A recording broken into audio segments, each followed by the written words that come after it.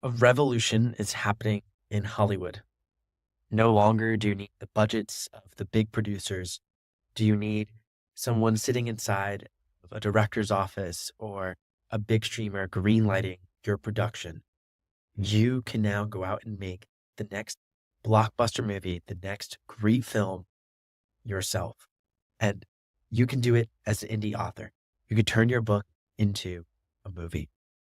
Today, we're going to be talking with Jynafer Yanez, the partner of Johnathan Yanez. Johnathan is a best-selling indie author of sci-fi novels, and he sold over 1 million copies throughout his career. And they've produced 2 incredible films by turning their books into Kickstarters. And those Kickstarters, once funded, provided the cash and the resources to create Infinity System, an amazing short film, 295,000 views on YouTube. Huge success, and it's produced so well. You can watch it. It'll be linked down below. And now Forsaken Mercenary, which is not public yet, but has been produced and is now being shopped around at various film festivals. And that short film may just be the gateway to a longer feature-length film funded by a streamer. It's huge. Literally, an indie author, a husband and wife team, starting with just an idea and their keyboard, turning into something that required film sets, dozens of people being involved with actors, set design, filming, post-production, and doing this all because their fans want it. It's so beautiful, and it's so exciting to see what happens when you go beyond the book, what happens when you take your story and turn it into something that is potentially bigger and more exciting than what you could have imagined. I hope this podcast inspires you, because Jynafer really shares the roadmap that they use to produce their movie and how you can do the same thing with no money out of pocket. Just a lot of heart and definitely a good bit of time, but something that is so achievable. I'm so excited to get into this episode. Just one last thing before we actually dive into the interview is don't forget to subscribe to Author Sidekick. It's my weekly newsletter where I help you grow your revenue and readership. It's totally free. You can get it linked down below. And with that, let's dive into this conversation. So grateful for Jynafer. This episode is a ton of fun. Jynafer, it is so incredible to have you here. Now, many folks have seen, I know I've been seeing for years, Jonathan's name on book covers because he sold literally 1 million copies of his books. But you are really the brains behind this all in terms of bringing this business together. So why don't you share with us what you do and how you work together with Johnathan to really grow not just your book empire, but a full-on multimedia empire? Johnathan likes to say he's just the beauty or he's just the talent, and I tell him what to do. And the other day on a car ride with the kids in the car, we were discussing some things back and forth, and I said, "This is what I think we should do." And he said, "Okay, let's do that." And our 4-year-old son in the back seat said, "Wait, is mommy the boss of the business? Is mommy in charge here?" And proudly, John said, "Yeah, she is." But we reminded them that it's like a collaborative process. It would be nothing but hubris for someone to say, "I know everything and I'm going to run this my way." But we were just been blessed with such different dynamic and compatible skills and gifts that I think that's one of the ways that this really works. And my background is business, marketing, advertising. I worked for 15 years at agencies here in Orange County, California. And Johnathan, not only is he immensely talented with storytelling, but also management and sales. And so with that experience, he's able to hunker down and focus to get done what he needs to get done. And then I can come in there with more detail and with nuance, and then also do the business stuff that comes more secondhand or second nature to me. There's something as mundane as filling out all the paperwork that we needed for our films to be SAG approved and be a union project. It allowed us to get a different level of talent on board and to serve that community, right? Because what they're trying to do is they're trying to get so many hours within union projects so that it helps them in their career, but also on a practical level, access to benefits that they get. So those were something important to us. Getting into the numbers of ads, paying IRS and whatever. That's what I do. I feel like it's the non-sizzly kind of work, whereas his is getting to be on Comic-Con panels and going to pitch meetings. We do pitch some pitches together, but like he's the one networking and on the phone because they recognize his name. And also there's a dynamic in the way we operate. He's dynamic and he's ready for the risk. And he always thinks that the answer is like default to yes. So he's going to ask for some of those bigger things and dream bigger. But I'm pretty strong at getting it done and figuring out the how and getting to the practical application. And one way that comes to fruition is he'll write this grandiose script, wonderful script, feature film, one that's in the works right now for a deal, a $20 million film deal. So like soup to nuts, everything for that film would be about $20 million. But as a producer or writer, like he would get a part of that. And part of what made that work is I was able to take that script full of action scenes and humor and heroes and mystery and thrilling moments and break it down into a moment by moment or scene by scene budget and say, hey, this one calls for a bus driving down the highway with a bunch of motorcycle gangs and a man jumping in, people getting kicked out of the bus and explosions and this and that. What can we do to bring this down and make it a little bit more controlled action sequence? Because each one of these is a specialty stunt. And that's a lot of guys. That's a lot of time. I'm going to shut down a road. So what does that all look like? And being the creative that he is, he's able to find a solution that's as impactful, but fewer days shooting, fewer specialized stunts, and maybe a little more contained. So helpful for the budget as well. Yeah. Reining in that budget, especially in film, is so important because when it comes to fiction, like on the page, the greatest action scene costs the same to print, but it's not the same way in film.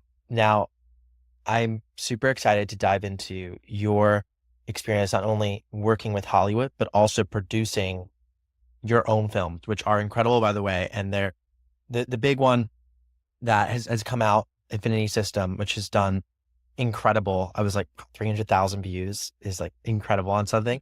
That's down below in the description. But before we get there, okay, I want to ask something that I could not find online because Jonathan's done quite a few interviews. He's very well known in the community. And I was like, something caught my attention in y'all's story. And I wanted to hear your perspective on it, which is when he quit his job going back 11, 12 years ago now to go all in on publishing. He was burnt out and you guys were like newly married relatively. And he goes to you and basically says, I have this dream. And it looks like he wasn't making any money at that time, didn't have a book deal, didn't have any books published. And you supported him. What was that like for you as his partner to be like, okay, we're going to do this? It was a culmination. It was after like almost right at our 1 year of being married. And so if anyone has been married and remembers that first year, like there's a lot of growing, a lot of friction. You're bringing two very separate and sometimes very young individuals together. It was at a point where we knew we needed a change. We wanted a change for the better in our lives, separate and together, so to speak. So we doubled down on us. And one of those things was like the amount of hours that he was working towards something that he didn't have a passion or an interest or wasn't on fire to keep doing. Like he had been on fire at his job before that, but it began to impact just quality of life, quality of marriage, in addition to other things, right? And so there were a number of choices that we made at that time. I would say a pivot, 180, if you will. It was about that time we both decided to just stop drinking. We were no longer going to pursue that lifestyle. We didn't do any classes or sessions or anything. It was just a conscious decision that we made together. The other thing was his job was like, there was no way he could do both. There was no extra time on the side, excuse me. So we didn't have a mortgage yet. We didn't have children. My job was going very well. I was having a great time enjoying it. I was on fire for my career at that point. So I believed in him. And we said one way or the other, I'm going to make this work. So we agreed one way or the other, make it work. And we didn't put a specific timeline on it, but was there at a certain point, if this isn't progressing and it's prohibiting our lives, our marriage, our plans from progressing, then we could revisit it. But that never came to that point. I think it would only a couple of months, if that, before he got his first contract agreement extended from a publisher. Incredible. I love that. I love the taking a leap of faith and really going all in on each other is one of those beautiful things. And I know from just reading a bit of what Jonathan's put out there, I know he has the book, Get It Done, which I'll also link to in the description. It's a motivational book that helps authors really just get down and work harder. I know that you guys have put so much into this. And I love the arc of going from trad to indie early on, really crushing it in indie, to then going into short films and now really spending so much time in the film space. And I'd love to talk about, like, how did that start? You guys especially were really relatively early in terms of the Kickstarter platform, using that to fund a short film. How did you even get that idea? And then y'all raised like $75,000 over 2 short films. It's pretty wild. Walk me through the idea and then how you came to think, okay, Kickstarter is where we're going to start with this. His main reader group, they asked, oh, this could be a film, this could be a movie, those kinds of reviews, comments, and encouragements. And at one point, it's okay, if you fund it, I will film it. If you guys help bring this to fruition, funding wise, we'll get through it production wise. And that was the idea of coming up with something. So in my advertising agency experience, I had done multiple sets, dual sets for filming and still photography for like catalog shoots, but I knew set life and I knew set production, but it was all commercial and education. So I said, I can do that. I could do that in my sleep. The ironic thing is you don't get sleep during that time. Yeah. But I knew how to do that. And so it was like, and he is a machine. He teases when we were doing some work on our house. He would tell Dad, I could do the work of 10 men. So, but it is a far cry from the truth at times where he has direction. Okay, Jonathan, like, here's the production plan I need you to execute, or these are the areas that you can go make this happen. And yeah, he was great at that. And we figured we can do this. We're in Southern California, so there's a ton of people here in different areas of filmmaking, but we made connections with one of my best friend's boyfriend at a barbecue. He went to film school, had made some films, was interested in getting back, but wanted to pair up with a strong team and work on something more narrative than documentary. And so we worked it out. So we leveraged his experience in the Hollywood kind of space, in addition to in making contacts for the team. With the biggest one was the cinematographer, and then all the crew that the cinematographer brings on. And then from there, fumbled our way in some ways through the rest. And because we were indie in terms of books, like, we didn't do things the traditional way, that's how we approached the filmmaking. There was a TikToker and influencer on Instagram and TikTok, but in the comic space. So she's actually now has grown, and her name is Nikki Marina, and she gets invited to Sony premieres, Marvel premieres, Disney stuff, way into anime. But I knew she also wanted to be she has acted and she wanted to pursue that area of her dream and career. So we invited her and I messaged her, and it turns out her agent grew up with one of my sorority sisters. And so like that kind of, we discovered it after the fact, but we didn't know better to not ask.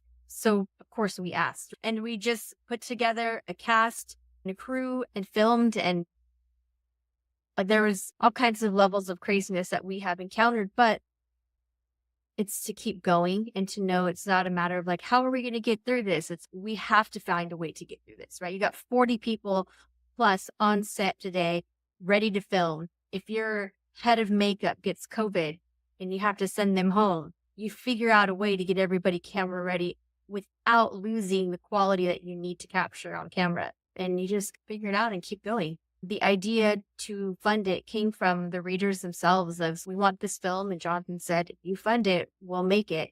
And so from there, it became a bunch of campaigning. So we put up the Kickstarter, try to figure out through polls in the group what people wanted. did some research what other people were offering. Of course, we looked at Veronica Mars and the Vox Machina. I think Zach Braff had something on there. What We Do in the Shadows was one of the early film groups on Kickstarter, and try to learn as much as we can from them. And then outside of Kickstarter, we had a lot of networking too. So we have a handful of contributions that were done directly, and they either got stake in the sale of the IP, or if we were able to use the short film to leverage that as a proof of concept to a bigger deal, they have some stake percentage in that as well. And then, of course, we put in a portion of our own money, as did our co-producer and director for Infinity System. So that 30-minute short, I'd say we did for somewhere between $70,000 to $80,000. And then also calling in a number of like favors from people who are just passionate about it. Like some of the helicopter scenes that we actually have a helicopter scene. The helicopter took our lead and director out to Mojave. So like, where did you shoot those sand dune scenes? Like, they're live, they're out in Mojave, and some of them aerial. We had some drones. And these are people that they love the genre, and they're connected to the different people that are working on the film. So it was like some sort of like sweat equity investment because they loved it. And I think that goes back to like how you treat people, how you interact with people, how you express gratitude. Their request was that we host our screening at their location that was just opening, a creative space. They wanted to be able to show off their creative space and put their logo on stuff. So absolutely, that was so cool. So there's a lot of things that went directly on screen, that like every dollar went to screen to make sure we could put out something that was as phenomenal as we could. Yeah, no, I absolutely love that. And I also noticed on the Kickstarter itself, because for Infinity System, I think it was something like 55,000 on the actual Kickstarter, that 5 people were on the $5,000 tier, which is quite incredible that you had fans willing to back it at that level. And I know you gave them really cool perks, like being able to call themselves an executive producer on it, being able to come out to set, really awesome stuff. So that's incredible. And my mind's going in 2 directions. The first is you brought on this crew, all these actors. How specifically did you do that? Are you going around to friends you have in Orange County? Are you posting things online? And if so, where? If you were to, let's say, go and build a film crew, I think so many authors don't know film people. So how do you go out and meet them? Oh, yeah. So there's multiple options, but one would be you can start in your area. You can search on Instagram. You can search on YouTube for film styles, cinematographer work that you like, and reach out to the people who made that content, right? Reach out to the people, like our cinematographer for that film he's always busy. So if you go to his Instagram, he's sharing what he's doing, what he's working on. Also, it's networking in that if one person, like, oh, wait, who do you know for this? Or who do you have in contact with that? Another one, so for moving further away from Kevin Bacon, would be Kevin Bacon and the whole 6 degrees of separation, just for any young folks listening, is local film schools. And you can see who's not only like students. I don't want student film. That's fine. Find out who the professors are. Someone who's teaching to get their paycheck, but they'd also love to be able to do more actual like film work. Great. They might have more of just a passion for it, and it's not as much about the money as opposed to like just building their body of work. I think that's how we ended up getting our special effects and CGI or special effects on the Forsaken Mercenary film, which I know you haven't seen that yet. It's 15 minutes, but the trailer's out on our YouTube channel, but the film is not out yet because it's out for film festivals this year and maybe part of next year. That's how we got our special effects, our virtual effects. It's a professor in Texas, and he's like, yeah, I'm in between class projects and I'm working on this, but this is what I really love is doing this kind of sci-fi. So like he built out the ship and a town and all these amazing cool effects on our film. Yeah. And so that's another resource to look into. And then film commission, like your local city or like your bigger city, depending on where you're located. A lot of the states and cities have film commissioners, and they have a network of filmmakers because that's what they're trying to do is get their filmmakers work in that city or state. and why they can't recommend you who does what, but at least there's a list of someone you could reach out to, and those people are active in the community, so they're actively looking for work. So that could be something in your favor. Love it. No, that's ultimately connecting with the different communities that you're around is huge. And quick plug for some friends that I have are doing a cool event in Austin. They're working with Patreon to run Creator Camp Film Festival, which is when any YouTube creator, they have 12 of them who are basically having the first like YouTube native film festival. Pretty cool to check it out and see that. If you're in Austin, that could be a good place for you to meet people. And if you're not in Austin, wherever you are, there's probably like LA has endless things in SoCal. I know Chicago's got so much stuff going on, a lot of different cities that you're in. Even if you're in smaller cities as well, there's lots of opportunities to connect. Now, one other question I have when you're setting this budget, because you mentioned like the budget of 75, 80K, which actually feels very like achievable and reasonable. Like I understand it's a lot of money, like just to come up from out of nowhere. But when you hear like the next Marvel and then you look at the production quality, which again, I'll encourage everyone to look at Infinity Systems in the description, watch that video. It's incredible. Watch all 30 minutes of it. You'll be like, this is very high quality, right? It's not like, this doesn't feel low budget, except again, 80K-ish feels like, again, reasonable-ish, but not to underscore that's a lot of money, but it's something that's possible. But with that, my big kind of question becomes, how do you ensure what the budget is during it? Because I've been involved in a production that took place this year that went way over budget. I'll just put it that way. It wasn't my production, but it was a big YouTuber's production. Now, how do you manage that so that the unexpected you're planning for, because especially when you're doing something with a Kickstarter and it's relative budgets, you don't necessarily have $1 million extra if something comes up. Yeah. How are you managing that? You go into it managed. And so there's a scene breakdown. You break down your script. So you understand in your script what everything is going to cost. What are they wearing?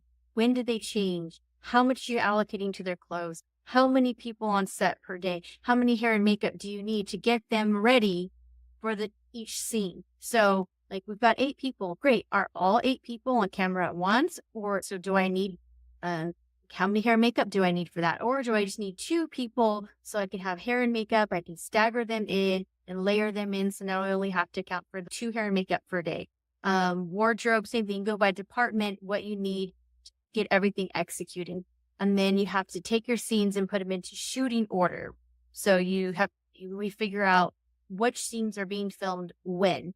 And you break it down to such an nth degree. How many bags of trail mix do I need to have for crafty each day? Okay, great. What's our budget for that? So every single expense is budgeted.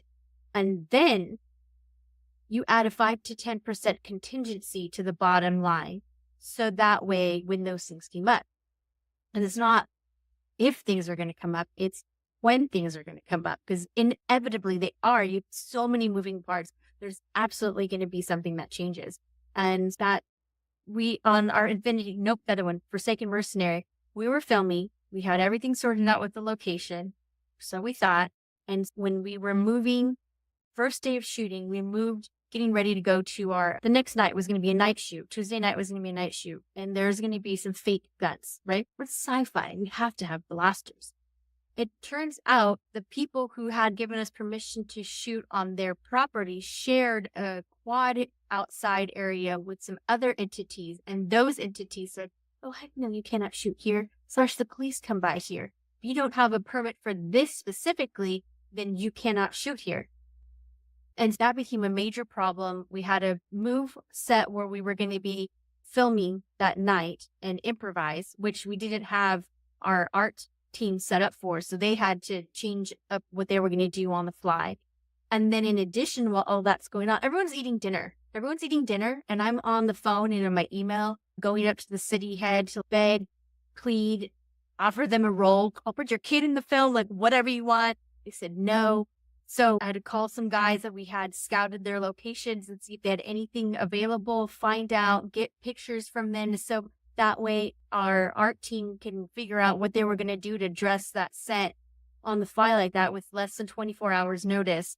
And it ended up costing more to rent that location. So we got a little bit of a reimbursement back from the one we were supposed to film at, but the one we were ended up having to film, especially since it was last minute, calling our insurance to get additional permits and like insurance certificates and all of this stuff. Then we had to move it because it was like deep LA and meth heads are walking by. Pause. We were in a gated. It's one of those places where like when everyone gets on set, close and lock the gate.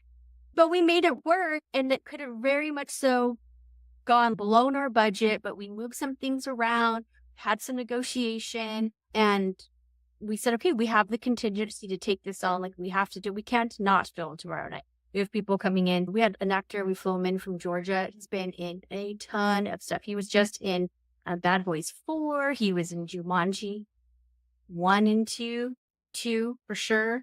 And The Rock's latest Christmas film. Oh, So wow. That's it's awesome. really cool to see his big old face on screen. What? I didn't know he was in this, but we already had him in town. He's here. We're not going to not fly him back out, but he has to go and film with Mr. Dwayne Johnson. Yeah, he's got a Yeah. packed schedule. It's like There's no makeup here. Yeah.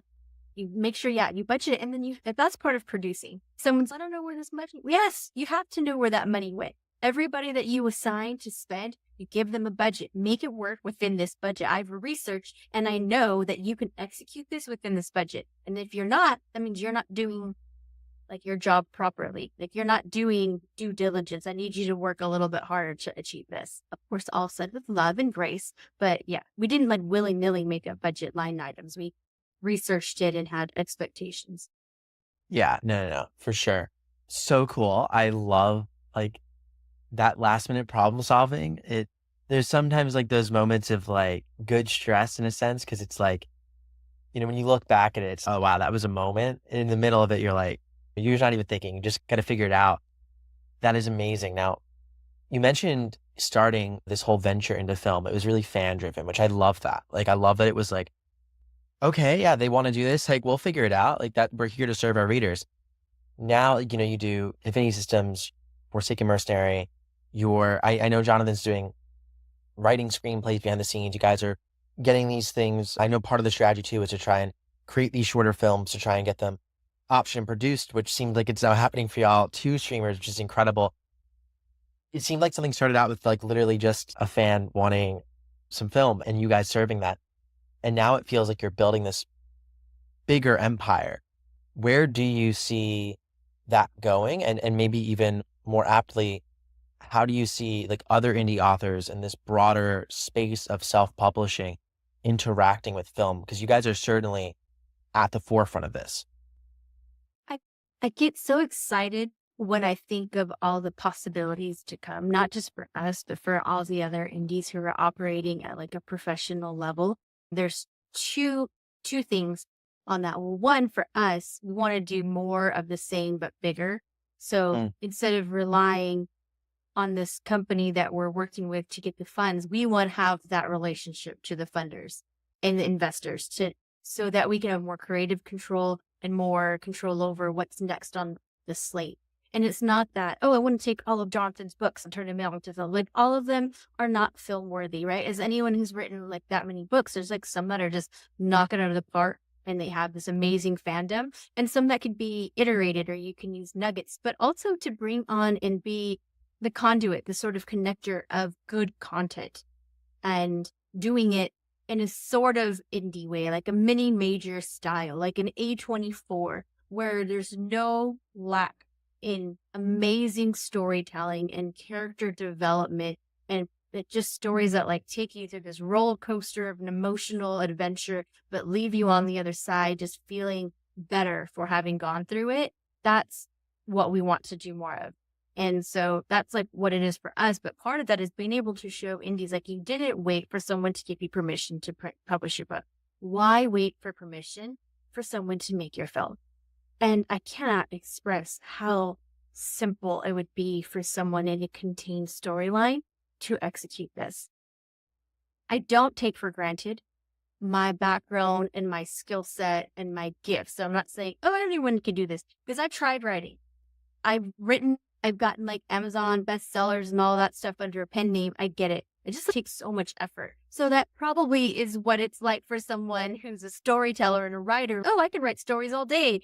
Producing, that's get those spreadsheets away from me. So I get it. But teaming up with someone who has that ability or has that gift or experience, if you get quality cameras, if you get quality actors, you can very much so execute your like period piece, sweet romance, or any of that kind of stuff, right? Some of the more risque stuff's going to be harder because there's a lot of things you have to be careful with. You have to have an intimacy coordinator. Like that's like a trickier area. There's more risk. There's a little bit more risk to it. So you want to make sure like you have a solid knowledge base and experience. But some of this other stuff like vampires, without making it cheesy, obviously shifters is going to be tough, but anyone's ever gone to any of the cons, like the Comic Cons and all that, and you see some of these costume pieces people put together, if they can use that to function and walk around downtown San Diego or LA or Austin or what have you, you can have that for, they want to make it. They love making it. They want to make it for your movie, right? Where we rented our lenses from, it's like the same place in Burbank that the studios are renting their stuff from. Like we're where we filmed part of Forsaken Mercenary is where Batman Dark Knight was filmed. And we could access the same thing. We have access to all the same thing Hollywood is. And they think, oh, it's too expensive, writing this or that. You just need talented, interested people. And like at least one person on there who has that eye for the professional quality and great editing. And within a very reasonable budget. Like I see some of these Kickstarters, especially for the special editions. You can do that same thing, make a $20,000, $40,000 film, a feature even. Yeah, if you're thinking, if you are at the point where you're thinking of doing a Kickstarter for special editions, you're at the same point where you could also be considering doing that you could be doing similar funding for film. That's amazing. When it comes to your role and your day-to-day, I know you mentioned how y'all work together. It feels very much like visionary integrator, which I don't know if you've read EOS. If anyone listening hasn't read EOS, Entrepreneur Operating System. Yeah, there's a book called Traction by Gino Wickman that goes into it. Highly recommend it. On my list. I have been recommended Traction so many times. I'm working with another coach right now, Dan Martell, and he even mentioned it. Oh, Dan Martell's incredible. Calls. Yeah, yes. But so like Traction's like working its way up the TBR. I think that will probably be the audiobook I pick up next. Yeah, Traction's great. And then Rocket Fuel is like part 2 to it, which is shorter, which is probably even more applicable to y'all because it literally is just about visionary and integrators working together, which is literally, I think, what you're doing. And I'd love, through all of your years working together, what advice do you have for other authors, whether they're working with like their actual like partners or whether they're working with any operator in their business? What would be your advice for authors working with operators? And I guess in turn, operators working with authors? Yes, that's a great question. It's very intrapersonal and high EQ. Hence the first year of marriage really helped us to figure that out. But the end game is no matter what happens with the business, like we're in it to preserve the relationship. And we are in agreement that we're working towards the same goal. And so having that in mind every time reminds us that if we have opposing views or opposing agenda, like agendas as in short-term project-based, we come to it with the understanding that the other person is just trying to make the boat go faster. And so we use that term when we bring up different ideas. Does this make the boat go faster? The other thing is there's no feelings involved. Like I know that can sound rather harsh and a little stoic, but it's when we talk about the business, like the purpose of the business, the goals of the business, the must-haves of the business, those are pretty objective. Like we have those set in stone. So it's no longer like how I feel about that today or tomorrow, whatever. Every initiative is driving towards that same thing. And so it doesn't matter how I feel about a project. If that project isn't working towards those goals, that purpose, or that vision, then it has to be set aside until there's a time or space to do that. And the other big one is being able to see and respect each other in the way we communicate and having grace in understanding we're working towards those same goals and in our seeing, acknowledging, and encouraging our geniuses. Jonathan isn't going to come to me and tell me how to implement my heat mapping on the website and what I should do with this, that, or the other no more than I'm going to tell him how to rewrite a chapter. That's his genius zone. We collaborate, and again, with each of our stuff, and we build each other up in those spaces. And the same thing happens again. It's like, oh, you guys are married. Of course. One of the films, Matthew Charles Hall. I never worked with him before. I barely knew him, even though I was dating one of my best friends. We just hadn't met and hung out much. Again, during COVID, nobody was really hanging out. And I had to this is happening. One way or the other, we're making this film. And so as a producer, needed to do everything I could to support him in his genius zone, right? Even if I felt like we had some delay one day, all these people on set, and we're waiting for a fog machine, something as silly as a fog machine. Can't we just push through and move on? Now we're hours behind. And the reality is, if I was too aggressive about that, wouldn't have been conducive to his creativity, to his genius zone, right? Nobody can work super creatively and during an amygdala hijack, because you got a producer screaming down your neck telling you that we're behind and now we're going into double and triple overtime or whatever it is, right? We got to order second dinner. We didn't have that $20 burritos on the budget or what have you. That's not going to help anyone. So being able to say, how can I support you? What can I do to help you? What can anyone do to help this? I will go make it happen so you can do what you do. Or as they say, you do that voodoo that you do so well. Knowing that at the end, I want to preserve the friendship. I want to preserve the relationship. And we're working towards the same goal of having an amazing project we can all be proud of, and that just honors everyone on set too. So, with long-winded answer. It's beautiful. People first. Always. It's great. My last question is, looking back, you've shared so much incredible insights about how authors could really turn their books into film and start getting out there. And it's such I think, inspiring call to action, because it's one of those big things that feels like a dream, but you're even helping me conceptualize how it can turn from a dream into a goal and a goal into a plan. But I'm curious, as y'all did that process and have crushed it, there's bound to be some things you've learned along the way. If you could go back to that first Kickstarter you did for Infinity System, maybe what are some things you do differently now that you're so far into this? Yeah, that's a good question. I might need to ponder what we would do. So Johnathan he managed the Kickstarter. So I did the content creative for it, and we collaborated on what the items would be. Some of the items I think just weren't that appealing. One thing he did really well that I don't know that many people who do Kickstarters do, perhaps, is it's if you're running for mayor. Every day he would message 10 people. So I think I would message more people and invite them to participate. Not that I didn't think we didn't hit our goal or anything like that, but I didn't have in mind that I was inviting people on an epic journey. I thought I was asking them for a favor to help me realize my dream. And instead to be able to say, we've got this really cool thing happening. Come on, here's an opportunity for you to be a part of this cool thing that's happening. I'll recommend anything, all these good things I find from Trader Joe's all day. Take a picture and send it to my friend and be like, oh, have you tried this maple butter? But I didn't talk about the project with that same gusto. And I think that's something I would change in having confidence in what we were doing. That would be one thing. And Jonathan's not interested in doing another Kickstarter, but I don't think this would work for everyone in terms of the credibility. But we might build something to do a fundraiser, like a pre-order type of deal on our website instead, because you have to give a share of the money to Kickstarter. That is something I might reconsider, but I understand there's risk involved in doing that. So maybe you don't know that I'd recommend that to everyone. And I don't know, I feel like it went as good as it could have along the way. I feel like there's anything too glaring so we've done a couple of others with other people since, but just really going into it, knowing what your budget needs to be is good. It's huge. Yes Theory definitely has done a few of the direct, more or less, scripted, but docu-series or docu-style content.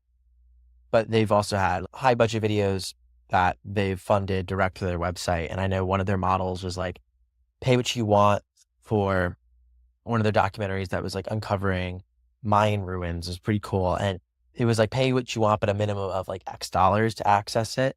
Yeah. And then it eventually went for free on their YouTube channel. And then Sam and Colby recently did something interesting where the video eventually came out for free on YouTube. They're quite large. They have a lot of distribution on YouTube, close to 20 million subscribers. So they did a sort of feature-length film in a set of movie theaters across the country for one weekend. They just ran it very limited time, and they did about $1 million from that. And obviously that covered what production that was. And then they gave it to the fans for free on YouTube after. So there's a lot of these things are, you have to level up to it. And I think you guys are at the level now where you can start to get really fun and creative. But there's definitely a lot of opportunities beyond just like Kickstarter. I agree with you. So the audio cut out in the recording for this next section. So I'm going to give this short little transition and mention that Jynafer then started sharing some of the Kickstarter benefits that she would give her fans and some of the benefits that didn't go as well with their fans. Right up next. They wanted to be a part of it. Their names are there in the credit, depending on their giving level. They were able to get some IMDb credits to be able to say, I'm an executive producer. I was an associate producer on film. That they just wanted to film. They didn't care about the stuff so much. And they mostly just wanted to be part of something bigger. And I like that idea that you've shared where eventually they're going to get it for free, but pay what you want and at a minimum of a certain amount. That's really cool. Yeah, it's definitely an interesting model. Of course, if you can get distribution from one of the streamers and that sort of funding, that's huge. And I know that Prime Video and a lot of these other streamers are looking a lot more at like independently produced content and looking to invest more heavily in that. So it's the best time to be doing this because I think a lot of eyes are open.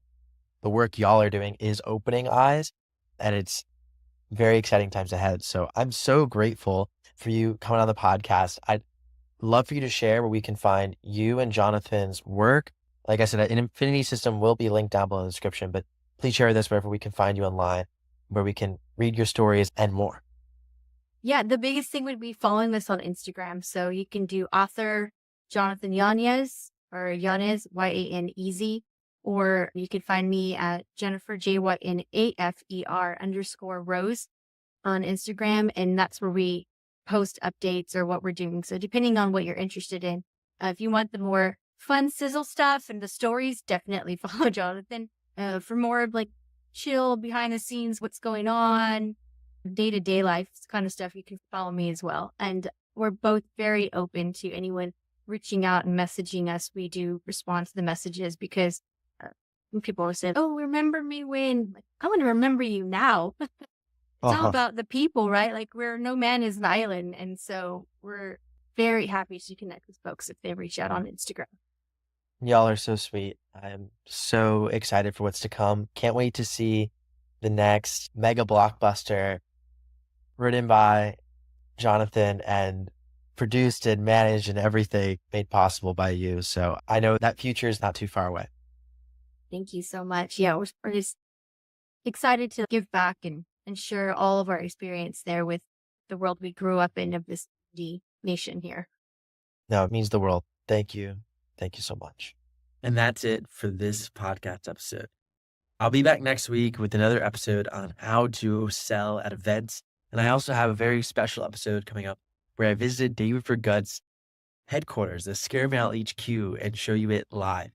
Now, if you want to learn how to go beyond the book, upcoming, I have the Beyond the Book Accelerator. It's going to teach you about all the opportunities that lie for you beyond the book, how to grow your audience, how to grow your revenue by putting your readers first. If you'd like to join the Beyond the Book Accelerator, you can find the waitlist below. I'd love to have you part of our founding cohort.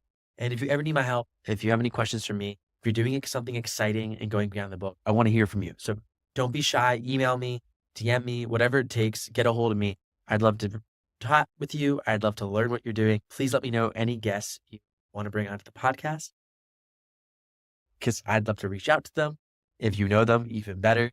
We're really starting a movement here, bringing in all these wonderful people with different viewpoints, different exciting things they're doing to hopefully expand our mind and show us that storytelling is just the beginning. It all starts with a story, but it ends with an empire. So let's go together. I hope you all have an amazing rest of your day. As always, don't forget, together we are boundless.